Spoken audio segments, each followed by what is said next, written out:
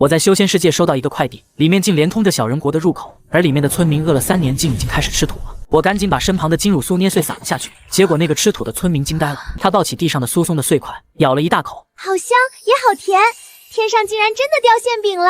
云清瑶迫不及待，开始抱起地上的粮食飞奔回家，只因家里性格急躁的妹妹正准备为了减轻家里负担上吊自尽。云清瑶回到家，急忙阻止已经在房梁上挂起白绫的妹妹，转头一脸欣喜地看向云清欢。清欢，天上掉粮食了，我们不用被饿死了。云清瑶因为一时心急没控制好力道，导致妹妹云清欢直接跌坐在地上。云清欢将目光看向姐姐手中的粮食，不可置信地瞪大双眼。粮食，竟然真的是粮食，你是从哪儿弄来的？云清瑶一脸神秘地指向门外，妹妹云清欢立即起身跑向外面。等到云清欢看见天上真的下起了粮食雨，立即用力掐了下脸颊，直到感受到真实的疼痛，这才意识到这不是在做梦。云清欢目不转睛地看向天空，竟意外看见一双骨节分明、拥有男性特征的巨大手掌。只见掉下来的珍贵粮食，皆是从他手中揉搓的碎渣形成。云清欢立即张嘴惊呼：“姐姐，你快看，天上有双男人的手，是神仙吗？”云清瑶根本没听清妹妹的话，直接将篮子塞到妹妹怀里。你在说什么？什么手不手的？赶紧去捡粮食，一会儿就被抢没了。云清欢看着上方如此明显的大手出现在眼前，不由抬手指向天空，就在那里啊！姐姐，你真的看不到吗？云清瑶看着除了白云什么都没有的天空，立即抬手摸了摸妹妹的额头，声音担忧：“妹妹，你是不是饿糊涂了？没事儿，姐姐的粮食也都给你。”说着，云清瑶立即将手中的金乳酥塞进妹妹口中。此时云清欢也顾不上刚刚的疑惑，满眼都是口中的金乳酥，味道又甜又酥，简直美味极了。云清瑶看着妹妹满脸幸福的表情，顿时放下心来，立即冲出大门，开始和村民们一起捡粮食，生怕一时动作慢了，最后追悔莫及。其他村民们原本正埋头吃地上粮食，见状也不再一味的为了填饱肚子，全都纷纷回家拿出米缸，开始将地上的粮食打包回家。毕竟一顿饱和顿顿饱，村民们还是分得很清的。不过还好地上的粮食有很多，暂时还没有发生村民们为了一口吃的争执情况。这时，一群玩闹的小孩们表情新奇地看向天空，怎么天上有一双手在动啊？是啊，好神奇哦！旁边忙不过来的家长立即将自家小孩拉走。胡说八道什么呢？还不赶紧过来帮忙！村民们无人相信孩子的话，认为他们不过是想借机偷懒玩耍的借口。孩子们迫于家长的威严，也都只好闭上了嘴，开始纷纷帮家长们将粮食运送回家。不过片刻，村民们全都在家忙碌着如何储存刚刚捡到的粮食。此时每个人脸上不再是绝望的表情。见状，我紧皱眉头，没想到小小一块的金乳酥，平时就连充饥都算不上的食物，如今竟然能够成为全村人好几天的口粮。纸箱里的村民们拿出只够填饱肚子的粮食，然后将剩下的粮食全都运送到地窖里储存，甚至有些村民将糕点熬成了稀食，只为了能够吃得更久一点。我看见这一幕，心中不由感慨，小人国的村民们竟然生活得这么艰难。我眼神瞥向盘子中剩下4块的金乳酥，突然有些惭愧。平时这些甜食我连看都不看，可现在却是小人们的救命稻草。本想着继续将剩下的金乳酥全部揉捏成小块丢下去，结果看着小人们已经开始起灶烧火，便瞬间放弃了这个想法。毕竟以后来日方长，总有机会投喂小人们，我还是先帮助小人们把生存环境优化一下。也不知道这个地方已经多久没下过雨了，地里的庄稼竟然已经变得干枯，本来肥沃的泥土都成了硬巴巴的土地。但我身边目前并没有找到水源，我看了看，还是决定先将系统快递来的纸箱子找个地方安置。此地人来人往，要是被人发现就不好了。我本是穿进一本修仙世界里的恶毒反派，系统说了，只要我成功把主角们虐待到黑化，就可以成功获得巨额奖励回到现实世界。谁料我听到后竟然直接倒在床上，果断放弃任务。只因我从小就是孤儿，每天为了讨生活，起得比鸡早，睡得比牛晚。对比我的现实生活，这里简直舒服10000倍。我要选择回去，那才是傻子呢。系统见状十分气愤，却又拿我没办法，最后竟然直接快递给我一个小人国，发出最后指令，如果我照顾不好小人国，将会受到系统最严重的惩罚。没办法，我只好点头同意。不过我现在的身份可是玉女宗的宗主，想要养活一个小人国还不在话下。我抱着纸箱走进偌大的宗主卧室，这期间我观察过纸箱里的情况，即便我走在十分颠簸的狮子路，纸箱里的小人们也丝毫察觉不到异常。我放下纸箱后转身离开，按照原身的记忆开始施展法术。没一会儿，我就遇见来到了不远处的青云峰，这里是玉女宗最大的一座山峰，也是原身4个徒弟的栖息之所。没错，这4个徒弟就是系统曾经说要虐待的对象，只要他们能忍受恶毒反派惊人的折磨，往后定会发出巨大的潜力，成为人上人。不过我可没有虐待人的癖好。我朝着青山峰的厨房走去，此时正端着4菜1汤的4徒弟阮清芷，一时没注意撞上我，还好我身手敏捷，成功稳住了餐盒，但饭菜的汤汁还是不可避免地染上我的衣襟。阮清芷见状，身体颤抖的就要跪下请罪：“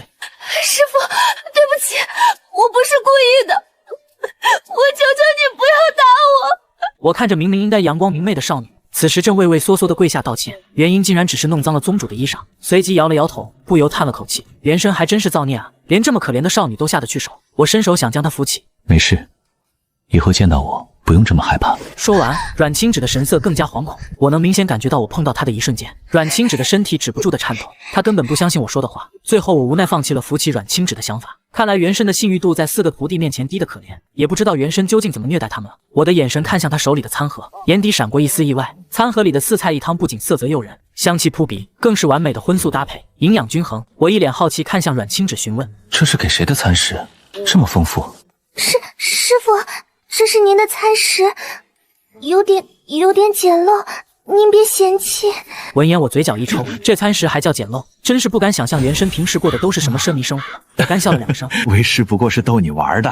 看着阮清芷有些疑惑的眼神，我急忙转移话题。对了，这些食物反正我也吃不了，正好我最近刚养了一些小蜘蛛，你帮我把这2道菜剁碎，喂我新养的宠物吧。我抬手指向餐盘里的鸡肉和糖醋里脊，阮清芷虽然满脸疑惑，但还是按照我的话乖乖照做，生怕我一个心情不好就开始打人。我拿出腰间的一枚玉佩，这是一个有空间异能的法器，空间里面的修仙资源不多，但这都怪系统这个坑货，不仅原神记忆没有完全接收，就连小说里天才地宝的地点都被彻底模糊。目前我只知道一些原神基础的身份信息，其他的一概不知。如果不是每个徒弟性格分明，我可能还会发生认错人这种丢尽颜面的蠢事。但空间法器在修仙世界早已经烂大街，它唯一的好处就是不用怕食物变质，无论什么时候拿出来，食物都是热气腾腾。我挥一挥手，下一秒水缸里的水瞬间消失不见，转头又看见新鲜的蔬菜摆放在一旁，顿时指挥阮清芷顺带着把蔬菜一块切了。毕竟第一次给小人国准备食物，总不好太过寒酸。我手捏着下巴思考，还应该准备点什么呢？我将厨房的所有食材扫视一遍，最后视线锁定在木盆里活蹦乱跳的鱼身上。我眼神一亮，立即打了个响指。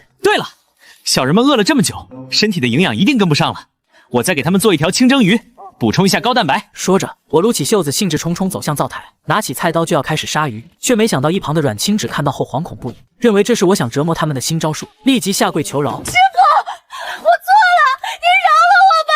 这要是被其他人看到您在杀鱼，我就惨了。见状，我只好放下菜刀，一脸无奈。好，我不煮了还不行吗？你赶紧起来，别动不动就下跪。虽然我觉得这不是什么大事，不过看在阮清芷这么害怕的情况下，还是不要过多违反原生人设。阮清芷拿起我旁边的菜刀，接替了我原本杀鱼的工作。但阮清芷的神色闪过一丝疑惑，嘴里暗暗嘟囔：师傅这是怎么了？怎么感觉这么反常？难道他已经开始换招式折磨我们了？不行，晚上得赶紧找大师姐商量商量。很快，阮清芷将所有食材都准备完毕，甚至还细心地将食物分装进不同的餐盒里。要不都说女孩子心思细腻，要是我可能根本想不到这一层。我露出满意的微笑，临走前还将厨房里的水果和牛奶一起打包带走。等我回到卧室时，竟然发现小人国的纸箱子竟然大了1倍不止，纸箱下还凭空出现了一张小人国的投喂须知。我抽出纸张查看，只见上面写着小人国已经大旱3年，村民们早已饿得枯瘦如柴，建议宿主首次投喂尽量选择清淡一些的饮食，禁止油腻辛辣。我顿时一拍脑门，我竟然差点忘了这事儿，还好系统提醒我了，看来暂时不能投喂肉类了。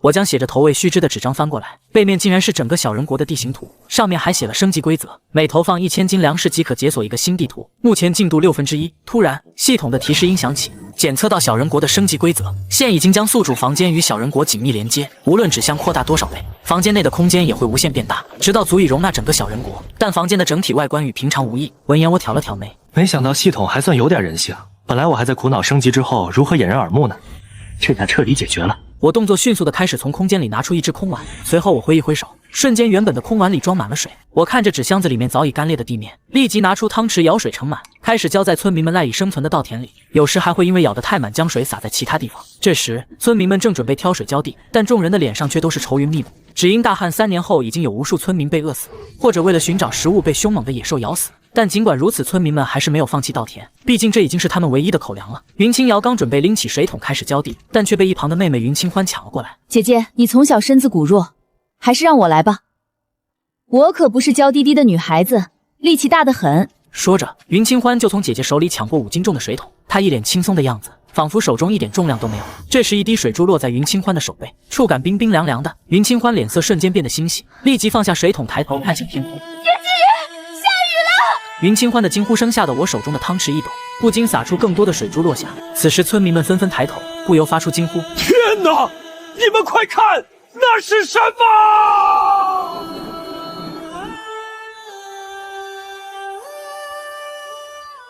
云清瑶也感受到身上掉落的水珠，急忙抬头，结果发现天上下的根本不是雨，而是倾泻而下的瀑布。只见这汹涌的瀑布竟然十分有规律地浇灌稻田，一点水都没有渗到外面。不过片刻，整整一个村子的稻田眨眼间就被彻底浇透。看到这一幕，云清欢简直被惊掉了下巴。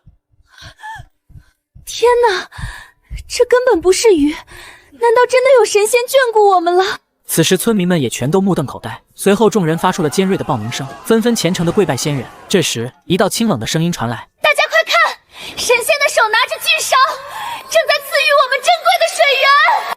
此话一出，村民们的目光纷纷集中在刚刚出言的温灵溪身上。虽然她只是一个家道中落的千金大小姐，但却学识渊博，所以即便温灵溪是个年纪轻轻的女子，但也备受村民们的敬重。人群中和温灵溪交好的妇女一脸担心：灵溪丫头，你怎么开始说胡话了？天上明明什么都没有啊！温灵溪见村民们无人相信，也不再劝说，因为她知道就算费太多口舌，其他人也只会以为她在胡言乱语。温灵溪默默抬头直视天空，恍惚间甚至能够看见我俊美的面容。我能明显感受到温灵溪炙热的视线，只因她在众多黑黢黢的村民中十分显眼，皮肤白得发光，简直就像刚刚出笼的白面馒头。想到这，我猛拍脑门，这脑子马上就要到吃饭时间了，我还没有和村民们沟通过呢。我察觉到温灵溪能够看见我的真容，那不如直接让温灵溪组织村民们配合起来，这样干活效率还能加快。我低下头和温灵溪对视。你叫什么名字？温灵溪没有想到我会直接和他对话，神情惶恐，立即跪在地上，口中还不忘记回答我刚刚的问题。仙人，我叫温灵溪，你有什么吩咐？孩子们也兴奋起来。妈妈，你快看，天上有个极帅气的小哥哥在说话。众人虽然还是不相信孩子们的话，但架不住孩子们说的信誓旦旦。可等到他们抬头，却什么也没看到。这时我才发现，小人国除了尚未成年的孩童，好像只有温灵溪和云清欢能够看到我的面容。而面对自家孩子的胡言乱语，村民们纷纷认为他们中了邪祟，顿时担忧不已。我见村民们的注意力逐渐跑偏，终于也不再隐藏，缓缓对着温灵溪和云清欢开口：现在只有你们二人能够看见我，现在赶紧通知村民们，把家里米缸与水桶都拿出来，我给你们投喂点蛋白质，补充一下身体。不管村民们信不信，只要我将热气腾腾的食物明晃晃摆在眼前，一切自然不攻而破。温灵溪和云清欢赶紧点头应下，不敢有半分拖延。随后温灵溪小心翼翼地开口询问：仙人，不知我们应该如何称呼你？随后看着和我现实世界年龄差不多大的二人，便将自己的名字告知给他们。我叫萧京寒，以后也不必叫我仙人。说完，我没看二人是什么反应，一屁股坐在床榻上，仔细研读小人国的须知说明书。没想到养小人居然这么复杂，不过能够帮助他们渡过难关，还是很有成就感的。随后，我将四徒弟阮清纸剁好的鱼肉碎末拿了出来，坐在一旁观察纸箱子里的小人们。只见温灵溪立即起身大喊：大家赶快回家，把米缸与水桶全都搬到院子里，仙人要赏赐我们食物了。闻言，村民们全都认为温灵溪饿疯了，只有几个清楚温灵溪性子的村民转身回去按照温灵溪所说的准备米缸与水桶，但更多的村民根本不相信，纷纷放下手中的水桶看向自家的稻田。但也有不少村民拉着温灵溪询问：灵溪丫头，你刚刚说的都是真吗？真的有仙人赏赐食物？此时性子急躁的云清欢早已经爆发：问，都说这么多遍了还不信，等别人被仙人赏赐食物，你千万别眼红就行。此话一出，顿时引起一片哗然。大多数村民不服气自己竟会被一个小姑娘指责，但也有许多聪明的村民已经悄咪咪回家，开始寻找米缸与水桶了。只见围观的村民们越来越少，一旁的云清瑶也忍不住开口：温灵溪可是教过我妹妹功课的老师，我相信她的话。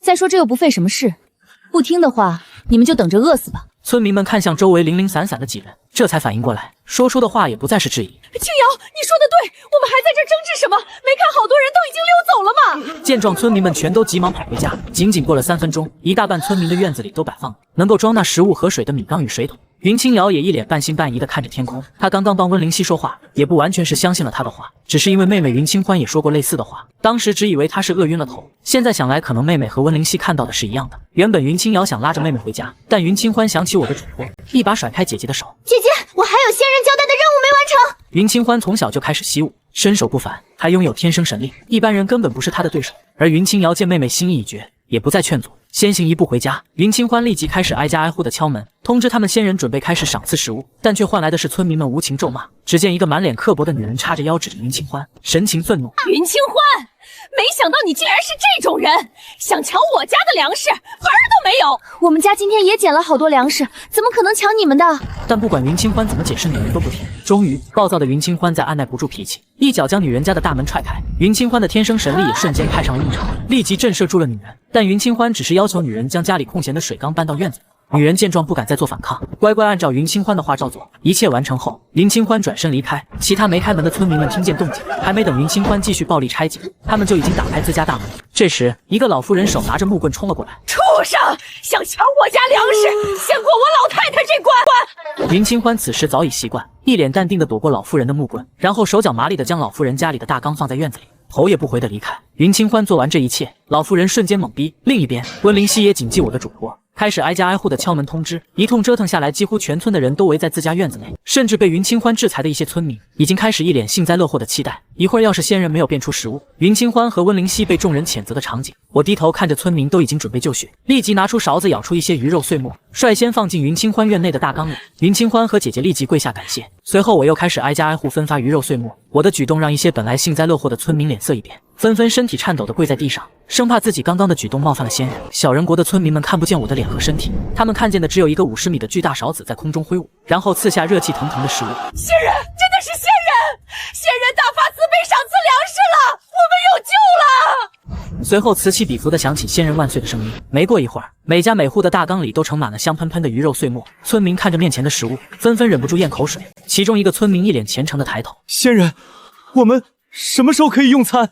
我摆了摆手，大家饿了就吃，不用拘束。温灵溪将我的话传达给了村民。下一秒，村民们就开始了狼吞虎咽进食。见状，我微微皱眉，看向云清欢和温灵溪二人，缓缓开口：云清欢、温灵溪，村民们已经很长时间没有填满肚子了，你们叮嘱下去，让他们慢慢吃就好。以后你们的每顿饭，我都会按时按点的投喂。温灵溪传达完我的话后，村民们全都眼含热泪，纷纷跪拜。感谢仙人，要是没有仙人的恩赐，我们全家就要饿死了。说着，那个村民就要磕头，我赶紧让云清欢阻止村民的举动。这只不过是我力所能及的事而已，不用行如此大礼。话音刚落，温灵溪却一脸倔强：不行，仙人，这怎么行？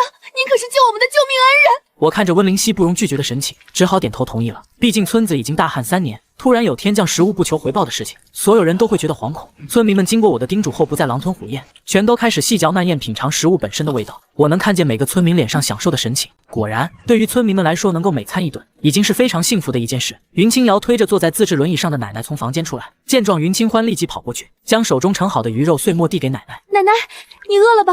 快吃吧，这里还有很多。奶奶自从瘫痪后就一直待在房间里，对于刚刚发生的一切毫不知情。只见她一脸不可置信，端着手中的碗：“这是鱼肉。”说完，只见奶奶的神情一变，拿起拐杖对着妹妹云清欢就是一棍。这么珍贵的东西，你是从哪儿来的？是不是偷的？云清欢急忙解释食物是仙人赏赐的，但奶奶听后神色更是愤怒：“仙人，这种年头哪来的仙人？你还在骗我，撒谎是吧？要是真的有仙人，之前怎么不出现？”云清欢闻言赶紧捂住奶奶的嘴，生怕一时激怒了仙人。下一秒，云清欢看向我，一脸歉意：“仙人，对不起，我奶奶不是有意的。”但云清欢下意识觉得仙人并不会因为这件事怪罪，只因云清欢在我的眼中看见的不是怜悯，而是尊重。果不其然，我摆了摆手，根本不在意。无妨。说完，我给众人的大缸里灌满了清水后就离开了。小人国的村民们也终于吃了有史以来最满足的一餐。填饱肚子的村民们纷纷集中在空地中央，开始商量谁做村中的领头人。因为这些年不少人都被饿死，村中早已群龙无首。此时众人让最有学问又可以看见仙人的温灵溪带领大家，温灵溪却抬手指向台下的云清欢：“清欢妹妹也能够看见仙人，我希望她可以和我一起做这个领头人。清欢妹妹的武力高强，有她一起，我们一定能够让咱们村子变得更好。”其他村民都没有任何意见，但云清欢却一脸惶恐，支支吾吾的开口：“你这么有学问，完全可以独自带领村民。”温灵溪拉住云清欢：“怎么会呢？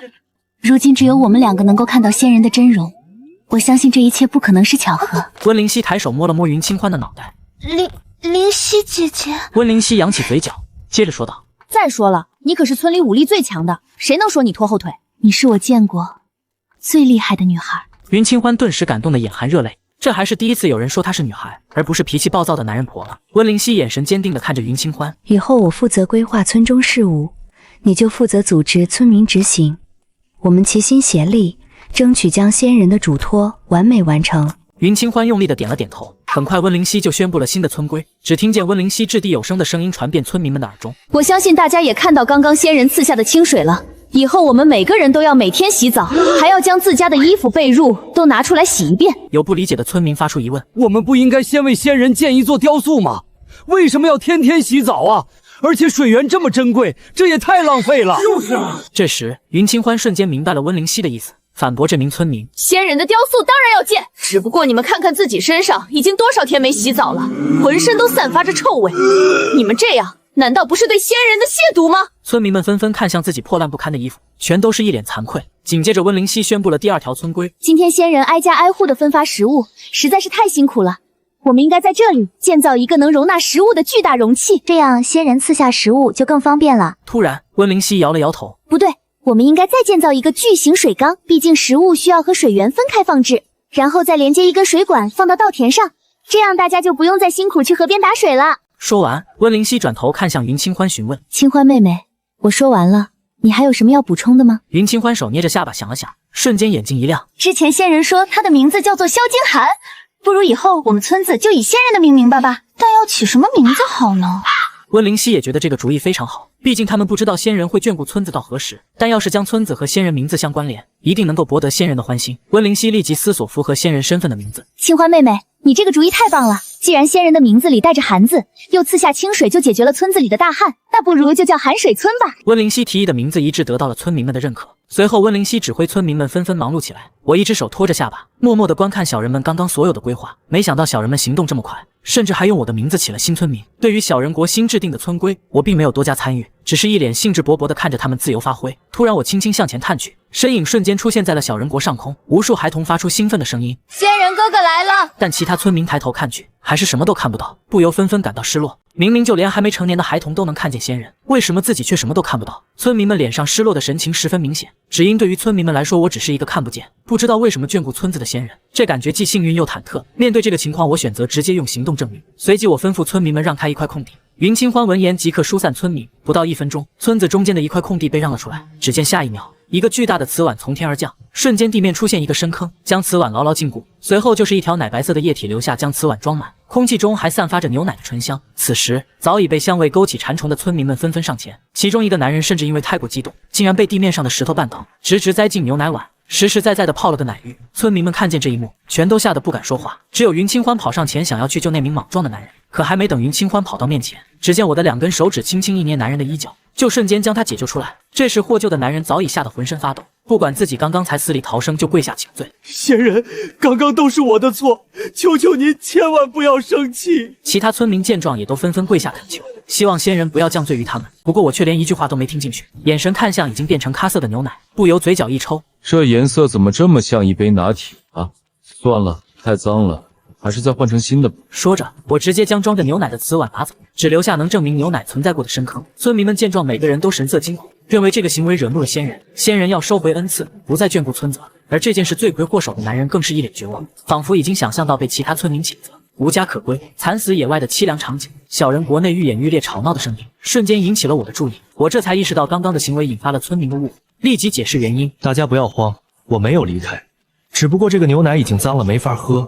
我再给你们换一碗新的。闻言，温灵溪急忙将我的话传达给村民们，顿时激烈的吵闹声消失，取而代之的是村民脸上后怕的神色。村民们不由看向天空，他们没想到仙人的脾气居然这么好，这样他都不生气。村民们感叹：仙人心地善良，您愿意屈尊降临我们这个小村子，已经是我们天大的福分了。牛奶脏了算什么？只要是仙人给的，我都能义不容辞的喝掉。温灵溪的目光看向村民们，大家现在就回家洗澡，不要害怕浪费水，但一定要将自己洗得干干净净，让仙人看着舒心。话音刚落，村民们全都不再停留，纷纷回家洗澡。只因刚刚不过是牛奶被脏水玷污，仙人就直接将一整碗全部倒掉，这说明仙人眼中是见不得一点污渍的。突然，一个村民指着温灵溪和云清欢2人惊呼：我知道了，仙人喜爱干净，所以才只有温灵溪和云清欢能看见仙人。此话一出，村民们的视线纷纷看向台上的2人。温灵溪尽管是落魄千金，但无论是模样还是穿着打扮，无一不透露着精致。而云清欢虽然是从小在村子里长大，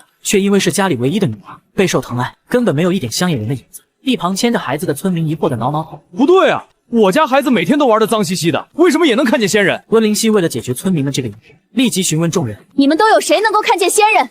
通通来我这儿登记。说完，不少村民带着自家孩子排队登记。最后，温灵溪低头拿着手里的名单一看，发现除了他和云清欢以外，剩下的只有10岁以下的孩童能够看见仙人。温灵溪想不明白原因，村民们也都是一头雾水。这时，云清瑶推着坐着轮椅的奶奶走出来，只见奶奶一脸严肃。之所以这些人能够看到仙人，一定是别有深意的。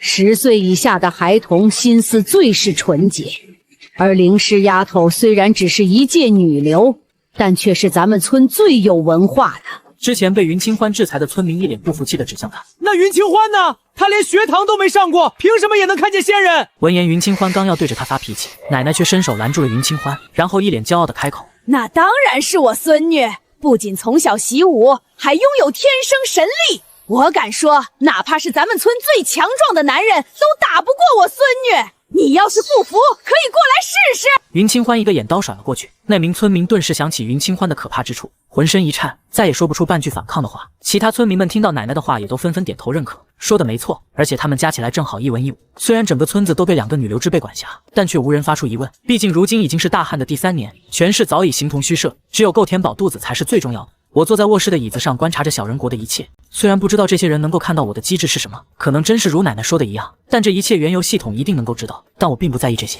无论如何，只要不影响我养小人就行。我将重新装满牛奶的瓷碗放回大坑里，村民们也都在温灵犀有条不紊的指挥下，一个个排着队领取。温灵犀抬头虔诚地看向我：“仙人，我们想给你建造一座神像，日日祭拜，你看如何？”我摆了摆手拒绝。温灵犀的神情瞬间变得慌张。仙人要是不喜欢神像，我们还可以在村口立一座无尘碑，刻着仙人名号，每日清扫，永保仙人洁净无染。闻言，我嘴角一抽：“什么鬼？怎么我年纪轻轻就要开始立墓碑了？”紧接着，我脑海就已经出现众人排着队送白花的场景了。我急忙甩了甩头：“不行，想想鸡皮疙瘩都要出来了。”随后，我立即传话给温灵犀：“我不喜欢这些形式，以后这些东西就不用麻烦了。”我留下这些话后，就不再关注小人国。温灵犀看见仙人消失，一脸沉思地走在回去的路上。虽然仙人不喜欢这些形式，但我们却不能什么也不做。仙人既然能够眷顾我们村子，想来也不会看到我们一点进步都没有。温灵犀想通这一切后，立即召唤村民们来到空地集合。村民们看着站在中央的温灵犀，一脸欣喜。灵犀丫头，是仙人又有什么指示了吗？温灵犀闻言摇了摇头。仙人并没有过多的要求，只不过我们却不能一直原地不动。我决定在村子里开设一个学堂，无论大人小孩，只要愿意学习的都可以来。此话一出，周围的村民一片哗然，特别是家中孩子尚小的家长。灵犀丫头，你说真的还可以上学吗？温灵犀点了点头。当然，只要我们的村子越来越好，仙人看着也会觉得欣喜。不少觉得这辈子都没什么出息的村民纷纷热泪盈眶。见状，云清欢连忙组织想要报名的村民登记，这其中有几岁的孩童，还有已经成年的中年妇女，甚至就连坐着轮椅的奶奶都报了名。可见这个世界对于读书人的重视。我朝着外面看了看时辰，马上又到了投喂小人国的时间。四徒弟阮清芷已经早早来到厨房，开始准备师傅需要的食物。这时，大师姐夏灵犀走进厨房，她看见师妹阮清芷正在将新鲜的蔬菜剁碎，一脸疑惑：“四师妹，你这是在干什么？居然把菜剁得这么碎，看着就没什么食欲。难不成师傅换口味了？”所有徒弟都知道四师妹阮清芷每天都要专门为师傅制作吃食，虽然繁琐，但这已经是师傅折磨人最轻的一个手段了。阮清芷转头回答大师姐的问题，但切菜的动作却丝毫没停。是这不是给师傅吃的，最近师傅好像是养了一群蜘蛛，这些都是给他们吃的。大师姐夏灵犀瞬间眉头紧皱。蜘蛛？说着，夏灵犀嘴角露出一丝讽刺的笑容。师傅还真是有爱心啊，这不会是他研究出来折磨人的新手段吧？闻言，阮清芷摇了摇头，看着不像。好了，不说了，我还有其他菜没切完呢，一会儿师傅来看见又该生气了。说着，阮清芷拿起一旁的绿色的皮蛋开始忙碌。大师姐见状，撸起袖子准备帮忙。四师妹，我来帮你。很快，阮清芷在大师姐的帮助下将所有食材全部备好。下一秒，阮清芷将食材全部倒进大锅里，手上的勺子不停搅动，准备做一锅皮蛋瘦肉粥。大师姐百无聊赖地站在一旁。想不到师傅养的这群蜘蛛竟然还要吃熟食，不过你放了这么多调料下去，确定养宠物能吃这么咸吗？我走到厨房门口，看到夏灵犀的话，顿时懊恼的一拍脑门。哎呀，之前一直忙着投喂小人解决他们的温饱，差点都忘记给他们日常用的调料了。这时，阮清芷清亮的声音传来：“大师姐，你身后有一盘金乳酥，你拿出来放进食盒里吧。上午师傅拿过来的食盒都已经空了，想来是师傅爱吃的。”大师姐夏灵犀瞬间神色一惊，立即上前抓着阮清芷的手关心：“什么？上午师傅来厨房了？四师妹，快给我看看有没有哪里受伤！”夏灵溪赶紧来回检查四师妹的身体，生怕四师妹被师傅欺负了。阮清芷看着大师姐紧张的样子，不由轻笑一声：“好了，大师姐，我真的没事。不信你看。”说着，阮清芷连忙转了一圈展示。大师姐确实没有在四师妹身上看见任何伤口，顿时松了一口气，神色又开始变得疑惑起来。吓死我了，还好你没事。不过最近师傅的行为举止确实有点奇怪，他都已经好几天都没有发飙打人了。阮清芷挠头思索了一下，好像是哦，不过这难道不是好事吗？这样大师姐就可以潜心修炼了。大师姐拿起旁边的一杯清水，一饮而尽，然后看向一脸懵懂的阮清芷。你不知道，上次我练功的时候，不小心将师傅心爱的桃树折断了，他居然都没生气，这一定是暴风雨前的宁静。说不定师傅背后要准备怎么折磨我们呢？闻言，阮清芷顿时连勺子都要拿不住了，脸上又变回了那个唯唯诺诺的样子。那怎么办？师傅打人实在太疼了。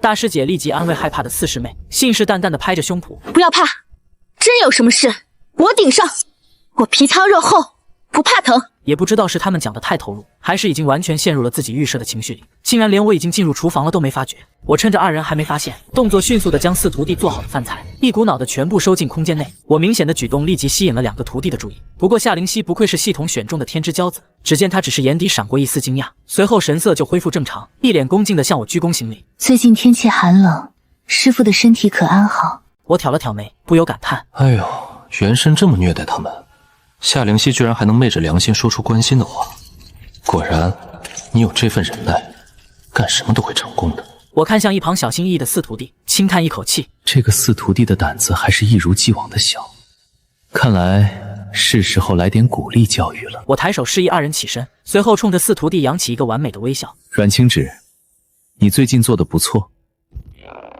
正好我还缺点调味料，你一样都帮我装一点。阮清芷看见师傅那副阴森森的假笑，顿时感觉后颈冒出一股凉意，起身时差点没站稳。大师姐见状，急忙抬手扶住阮清芷的胳膊，随后冲着四师妹点了点头。阮清芷察觉到大师姐的鼓励后，心里也没有那么害怕了。阮清芷走到装着调料的货架旁，开始一个个将它们分装开来。此时我就在身后注视着四徒弟的动作，胆小的阮清芷感受着身后炙热的目光，更是压力倍增。等到她将所有调料都装完放进食盒时，身上早已被冷汗浸湿。我看见阮清芷这么辛苦的干活，当然也并不是完全没有奖励。我拿出一个空间戒指扔给阮清芷，说完，我带着准备好的食盒离开，只剩下2个徒弟面面相觑，一头雾水。我坐在纸箱旁，一脸兴致勃勃地观察着小人们的生活。只见村民们的神色不再是愁云惨淡，而是全部换上了洋溢着幸福的微笑。每家每户生机勃勃，妇人们围在小河边洗衣服，青壮年的男人们都在农田里辛勤地劳作着，甚至一处狭小的院落里还能听见孩子们整齐的读书声。这再也不是我之前看到一副毫无生气的村庄，如今每个人的脸上都透着对未来生活的期待。这里面有些疗伤丹药，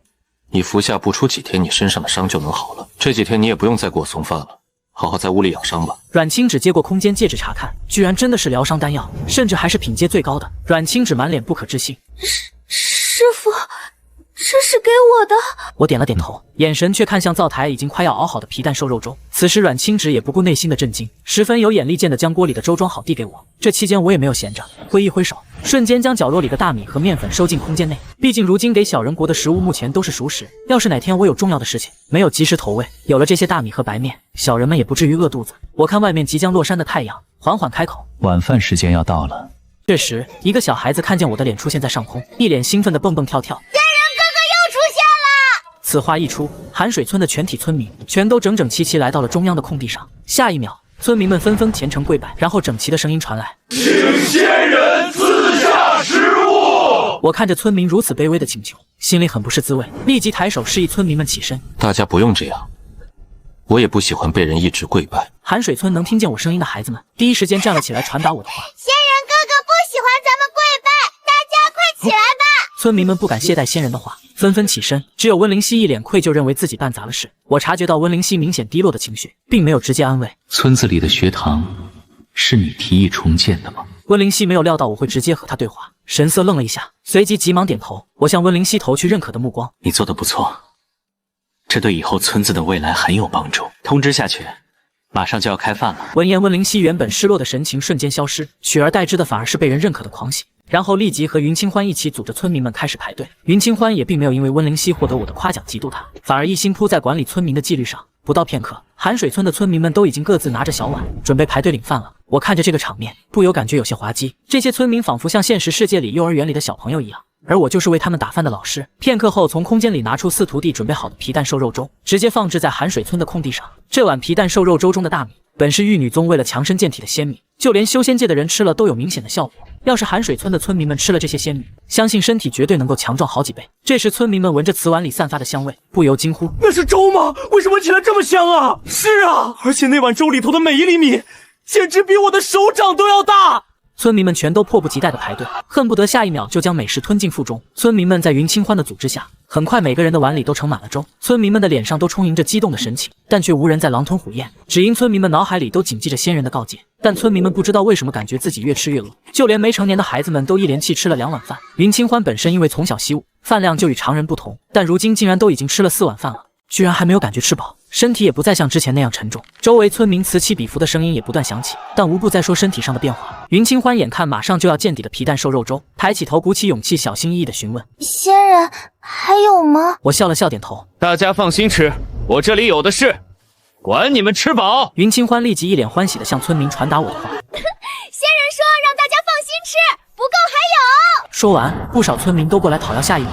一顿饱餐过后，所有村民都大着肚子倒在地上，动弹不得。这时，我将已经空了的瓷碗收回，又放了一些餐后小水果过去。这里是些饭后小水果，大家可以先行领回去，等到饿了之后再吃即可，要不然放置在外面落灰就没法吃了。村民们双眼一亮，水果这2词对于他们来说早已经久远，没想到如今不仅能够吃饱饭，竟然还可以吃到这么新鲜的水果。此时村民们也顾不上撑得走不动道的身体，艰难地从地上起身，开开心心地领着水果回家。夜幕将至，村民们纷纷熄灯睡觉。云清欢奶奶坐在大院内，对着孙子孙女2人语重心长地说道：“清欢，你能看到仙人是你的荣幸，可千万不要因为众人的追捧走上歪路啊！”云清欢一把握住了奶奶的手，神色认真地保证：“放心吧，奶奶，我不会的。我如今的职责就是保护好咱们的村子。”说着，云清欢感觉身体有一股莫名的力量涌上来，仿佛双手有着使不完的力气。云清欢立即起身，拿起一旁的木剑，打了好几套剑法，这才感觉体内的能量被发泄了出去。但随之而来的是肚子传来咕噜声。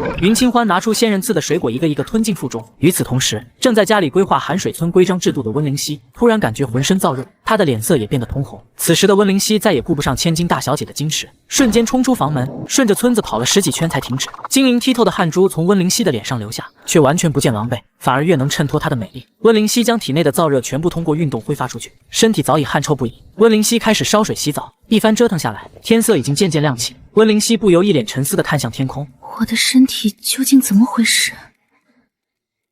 怎么体力突然变得这么强悍？这时温灵溪想起晚上仙人恩赐的皮蛋瘦肉粥，顿时眼前一亮。我知道了，明明之前吃了牛奶都没有异常，那一定是这碗粥里的大米蕴含着强身健体的能量。说完，温灵溪的肚子也感觉到了饥饿，转身拿出之前捡到的金乳酥填饱肚子。我观察到温灵溪和云清欢2人的异常后，一脸了然。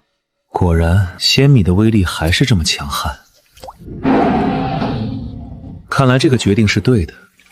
村民们的身体变得强壮，也可以给村子带来一些安全保障。我看向卧室外面同样漆黑的天色，打了个哈欠，终于不再关注小人们，开始上床睡觉。但我不知道的是，这一夜无数村民们在熟睡的梦境中被饥饿感叫醒。获得了仙人食物的村民们纷纷半夜起身做饭，曾经饭都吃不起的村庄，竟然在黑夜中升起炊烟袅袅。有些舍不得浪费粮食的村民们，只能以水充饥，等到夜色散去，我准时起床投喂小人们，竟意外发现村民们已经早早集合在一起，甚至还在空地中摆满了桌椅板凳。我能明显的看到其中几个村民神情焦躁，一副迫不及待的样子，这感觉好像回到了我第一次见他们的时候。我不禁抬头看了看时辰，我也没起晚啊，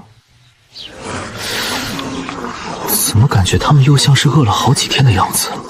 难不成这都是因为昨晚那碗鲜米？说完，我赶紧拿出空间内早已准备好的食物，大手一挥，全部放置在寒水村的空地中央。毕竟早上还是不宜吃的太过油腻，按照系统给的投喂须知，准备了小米粥、奶香馒头和下饭神器的辣白菜。村民们见状，期待着的眼神瞬间一亮，纷纷拿起碗筷，有条不紊地排着队，每个人脸上都透露着对食物的渴望。下一秒，3个装满食物的瓷碗被一扫而空，甚至碗底都看不见一点残羹碎渣，简直干净的可以反光。我看着全部被撑得倒在地上的村民们，不由失笑。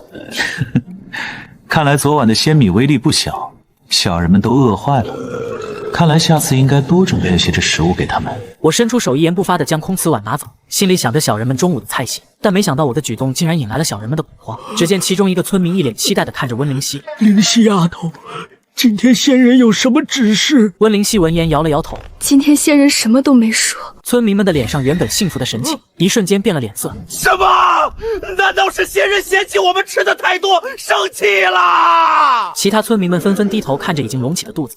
我今天确实感觉比往常能吃，仙人不会不眷顾我们村子了吧？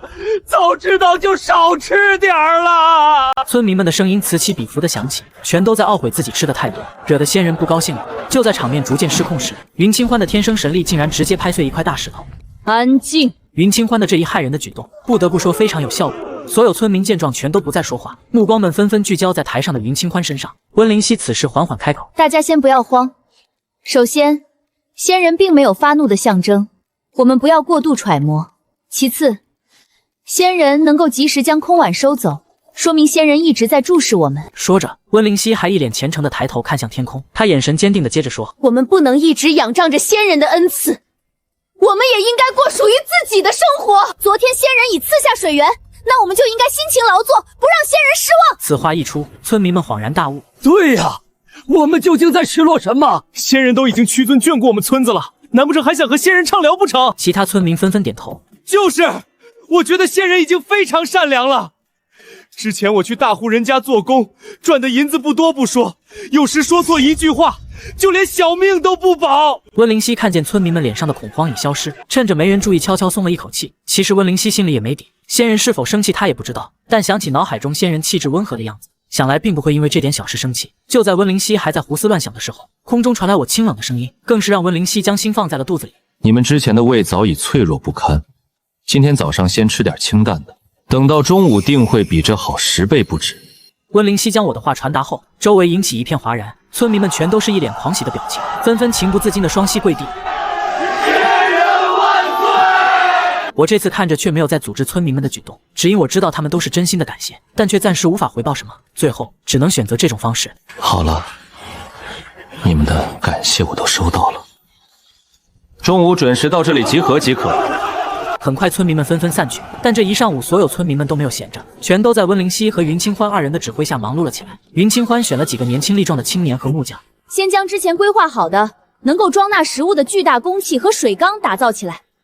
我们要自行清理，总不能一直给仙人增加负担。温灵溪带着剩余的村民们在稻田里辛勤的劳作，尽管村民们早已在太阳的照射下大汗淋漓，但却无人发出怨言。村民们看着不再枯燥干涩的稻田，脸上的喜悦简直无以言表。时间转瞬即逝，很快午饭的时间就要到了，村民们纷纷放下手中的活，连忙跑到寒水村空地集合。我看着仿佛嗷嗷待哺的村民们，也不过多废话，大手一挥，直接将准备的食物投放下去。但今天的菜系却和早上的清汤寡水完全不同，这是我特意为村民们准备的3菜1汤，分别是红烧肉、清蒸鱼、西红柿炒鸡蛋，还有一碗热气腾腾的紫菜蛋花汤。下一秒，独属于荤菜的香气传遍这个村子，村民们眼神直勾勾盯着空地中央的食物，口水直流。只见村民们一脸不可置信，这居然是红烧肉！说着，那名村民不禁热泪盈眶。没想到有生之年竟然还能吃到肉！仙人万岁！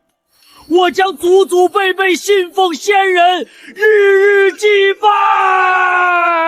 不怪这村民情绪如此激动，只因村子大旱3年，村民们就连温饱都成问题。原本养的家禽早已变卖，换成干涩无味的粮食。这几年刚刚出生的孩子，甚至连一点油腥味都没尝过。可本以为会被饿死的村民们，全部看着眼前永远无法触及的食物时，能够克制激动的情绪已是极限。我看向村民们强忍下欲望的模样，心里不由感叹：果然天灾害人啊！明明这些对我来说只不过是一道寻常的午餐，但在这群小人面前却是梦寐以求的食物。面对这些食物，村民们甚至不敢上前，害怕眼前的一切都是梦境。等到睁开眼睛，又回到了吃土充饥的生活。见状，我赶紧吩咐温灵溪和云清欢二人将食物分发下去。此时，温灵溪和云清欢二人也从震惊中回过神来。不到5分钟，每个村民手中都有了3菜1汤。村民们将红烧肉送进口中的那一刻，眼泪夺眶而出。好吃，太好吃了！这辈子能吃到如此美食，就算死也值了。其他村民们也都同样如此，但这次村民们不再像往常一样疯狂进食，而全都开始细嚼慢咽，细细品味，仿佛将食物含在口中不愿咽下。我本来还在纸箱旁观察着小人们，突然一阵激烈的敲门声响起，我只好将食物的空碗收起，害怕村民们像上次一样胡思乱想，立即传话给温灵溪和云清欢二人。我一会儿还有事，先行一步，你们慢慢吃。说完，我起身开门，没想到门外的竟然是大徒弟夏灵溪。只见他手拿一根带刺的藤条，扑通一声跪在地上，表情一脸严肃。我看见夏灵溪这副模样，顿时吓了一大跳，急忙要将夏灵溪扶起来。夏灵溪，你要干什么？动不动跪下干什么？还不快起来！可夏灵溪却无动于衷，继续跪在地上，随后将手中带刺的藤条送得更紧，脸上也仿佛下定什么决心一般。师父，求你抽我吧！闻言，我嘴角一抽，这是什么鬼？怎么动不动就抽人？不会又是原神的骚操作吧？想到这，我也不再强求夏灵溪起身，免得人设崩得太鼓。然后耐着心询问：无缘无故，我为什么要抽你？给我一个理由，要不然你就一直跪在这儿吧。跪在地上的夏灵溪一脸懵逼，小心翼翼试探性的开口：不是师父说的，每个月我们要想获得修炼的淬体丹，就拿着带刺的藤条经受鞭打之刑，否则就要将我们赶出玉女宗吗？我低头看着容貌艳丽的夏灵溪，眼底闪过一丝怜惜。这原神还真是个畜生，这么娇滴滴的女孩，他居然都下得去手。仅仅为了满足他那点变态的爱好，原神的这4个徒弟在他手里，可真是遭罪啊！我终于知道了夏灵溪为什么突然出现在这，还一脸愤恨地拿着带刺的藤条。不过我可不是原神，没有这么爱打人的变态爱好。立即从空间拿出4颗淬体丹扔给夏灵溪。